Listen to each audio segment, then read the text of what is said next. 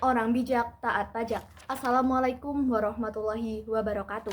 Salam sejahtera untuk kita semua. Dewan juriku yang terhormat serta para pengamat debat yang bijaksana lagi cermat. Di sini saya berdiri dengan tegas, lugas dan mantap menyatakan mendukung atas mosi. Dewan ini akan mengenakan pajak tinggi terhadap perusahaan manufaktur yang melakukan otomatisasi terhadap sebagian besar kerjanya.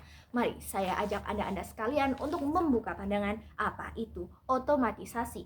Otomatisasi adalah penerapan teknologi, program, robotika ataupun proses untuk membuat produk dengan input manusia yang minimal. Dan yang kedua ada definisi dari manufaktur. Manufaktur adalah proses mengubah bahan mentah menjadi sebuah produk dengan melalui proses yang terstruktur. Dalam hal ini yang kita bicarakan adalah perusahaan manufaktur. Contohnya adalah perusahaan-perusahaan besar yang menggunakan teknologi untuk melakukan sebagian besar kerjanya dan meminimalisir penggunaan sumber daya manusia dalam pembuatan produknya. Dan ini juga sejalan dengan mengapa mosi ini tercipta dan hadir di hadapan kita pada saat ini. Yang pertama, adanya arus modernisasi dan teknologi secara besar-besaran. Seperti yang telah saya katakan, arus modernisasi itu membuat kita semua bergantung dengan yang namanya teknologi dan membuat pekerjaan kita menjadi lebih mudah dan juga lebih praktis. Tetapi hal tersebut juga memiliki dua sisi yang berbeda, seperti pisau yang memiliki dua bilah, di mana apabila kita manfaatkan teknologi ini dengan benar, maka itu dapat menguntungkan kita. Tetapi apabila kita terlalu bergantung juga itu tidaklah baik. Yang kedua, meningkatnya pengangguran. Karena penggunaan teknologi yang besar-besaran ini, penggunaan sumber daya manusia itu semakin menurun dan hal itu juga membuat manusia-manusia yang ingin bekerja itu tidak mendapat pekerjaan karena telah digantikan oleh mesin-mesin atau teknologi. Dan ini juga sejalan dengan status quo yang telah saya siapkan, yaitu adanya krisis lapangan pekerjaan dan juga krisis pajak, di mana antara lapangan pekerjaan, pajak dan juga pendapatan masyarakat itu tidak seimbang. Dengan hal itu terjadi, maka pajak yang ingin diterima atau pengharapan pajak dari masyarakat ke pemerintah itu tidak seimbang atau tidak stabil karena pendapatan masyarakat yang sedikit atau di bawah UMR rata-rata itu tidak berjalan dengan baik, sehingga pajak pun terhambat dalam proses pemasukannya. Dan oleh karena itu, saya di sini hadir untuk menyampaikan poin-poin penting mengapa kita harus mendukung mosi perdebatan kali ini. Yang pertama, pajak itu sebagai sumber penerimaan negara. Seperti yang kita ketahui, pajak itu banyak sekali aspeknya, terutama atau salah satunya adalah pajak dari perusahaan-perusahaan, hal ini perusahaan manufaktur.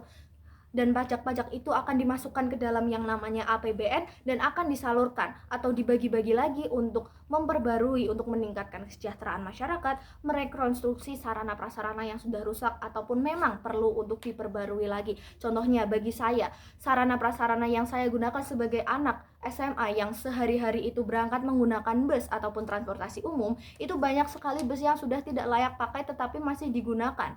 Nah, dengan adanya pemasukan pajak yang lancar ini, maka kita dapat merekonstruksi sarana tersebut. Salah satunya adalah angkutan umum. Dan yang kedua, karena menggunakan mesin, sehingga perusahaan manufaktur itu memiliki keuntungan yang berlipat ganda karena mereka lebih efisien dalam menggunakan teknologi daripada menggunakan sumber daya manusia. Contohnya, teknologi itu dapat digunakan secara maksimal atau 24 jam penuh tanpa merasa lelah.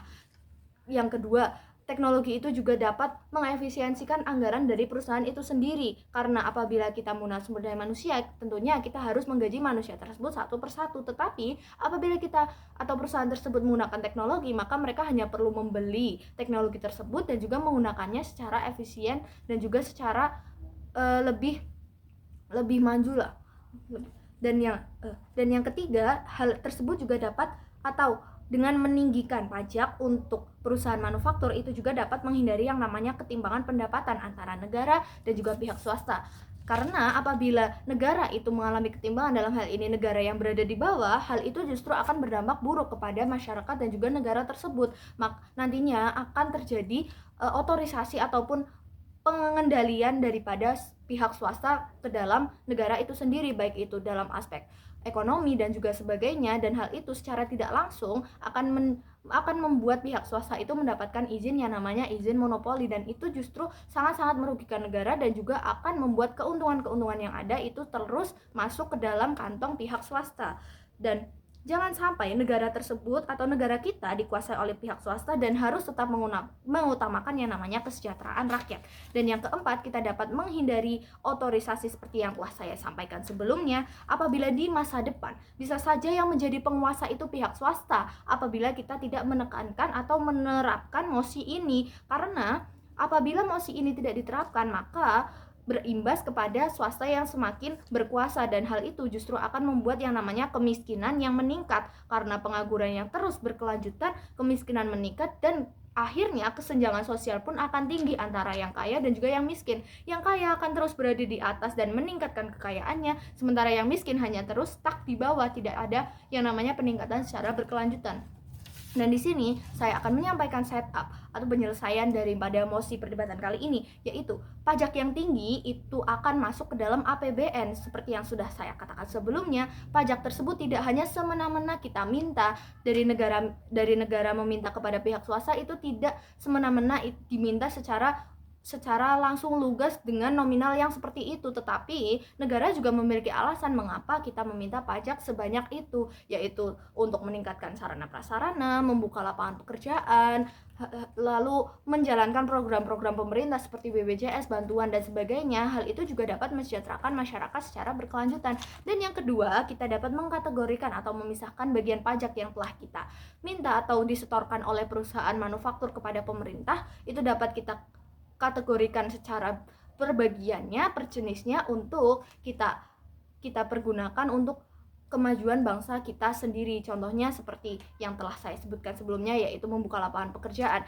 Dengan adanya dana dari pajak tersebut, negara dapat membuka luas lapangan pekerjaan yang sebelumnya hanya dijanjikan seperti 19 juta lapangan pekerjaan untuk semua orang. Itu tidak hanya perjanjian ataupun omongan belaka, tetapi dapat direalisasikan secara nyata dan juga secara efisien. Sekian yang dapat saya sampaikan. Saya bangga sebagai tim Pro. Wassalamualaikum warahmatullahi wabarakatuh.